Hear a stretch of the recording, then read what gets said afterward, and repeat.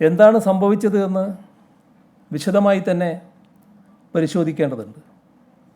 കേരളത്തിൻ്റെ ചരിത്രത്തിൽ താരതമ്യമില്ലാത്ത ദുരന്തമാണ് മേപ്പാടിയിലുണ്ടായത്. ദുരന്ത നിവാരണത്തിന് അടിയന്തര ധനസഹായം അനുവദിക്കുന്നതിനായി കേന്ദ്ര സർക്കാരിന് സംസ്ഥാനം മെമ്മോറാണ്ടം സമർപ്പിച്ചു. ആ മെമ്മോറാണ്ടത്തിലെ കണക്കുകൾ ചെലവിൻ്റെ കണക്കായി വ്യാഖ്യാനിച്ചാണ് വ്യാജ വാർത്ത ഉണ്ടാക്കിയത്. ഏതു വിധേനയും സംസ്ഥാന സർക്കാരിനെ അപകീർത്തിപ്പെടുത്തുക എന്ന ലക്ഷ്യം നേടുന്ന ത്വരയിൽ ദുരന്തത്തിൻ്റെ ഇരകളായ മനുഷ്യരെയാണ് ദ്രോഹിച്ചിരിക്കുന്നത് എന്ന് മനസ്സിലാക്കാനാവണം. ദുരന്ത നിവാരണ സംവിധാനങ്ങളുടെയും ദുരിതാശ്വാസ നിധികളുടെയും വിശ്വാസ്യത തകർക്കുന്നതിനായി നടത്തുന്ന വ്യാജ പ്രചരണങ്ങൾ വലിയ പ്രത്യാഘാതങ്ങളാണ് സമൂഹത്തിലുണ്ടാക്കുക.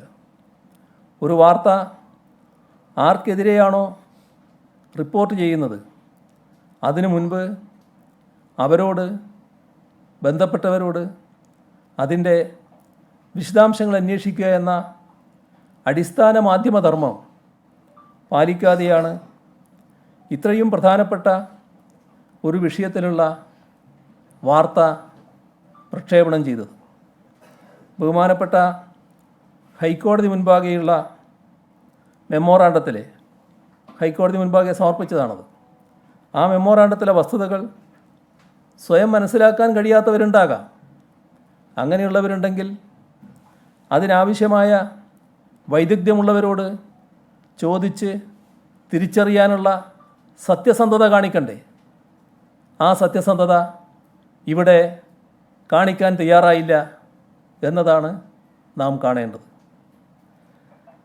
കേന്ദ്ര സർക്കാർ പുറപ്പെടുവിച്ച മാനദണ്ഡങ്ങൾ കൃത്യമായി പാലിച്ചുകൊണ്ട് തയ്യാറാക്കിയ മെമ്മോറാണ്ടമാണ് കേരളം നൽകിയത്.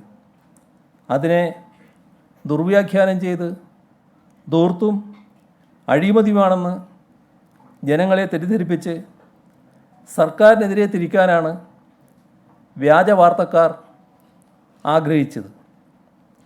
ഒരു കുടുംബത്തിൻ്റെ വരവ് ചെലവ് കണക്കുകൾ തയ്യാറാക്കുന്നത്ര ലളിതയുക്തിയിലാണ് ഒരു മഹാദുരന്തത്തിൻ്റെ മെമ്മോറാണ്ടത്തെ അവലോകനം ചെയ്തത്.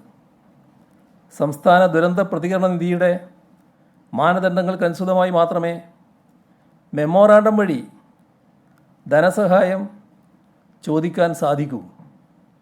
അത് അറിയാത്തവരല്ല കേരളത്തിലെ മാധ്യമങ്ങൾ.